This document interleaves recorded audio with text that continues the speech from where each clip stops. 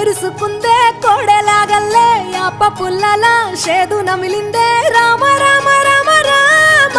తలకు పోసుకుందే నా నేల తల్లే అలికి పూసుకుందే ముగ్గు సుక్కల్లే సత్తి ముటల్లే సగబెట్టుకుందే బాయి గిర్కన పల్లె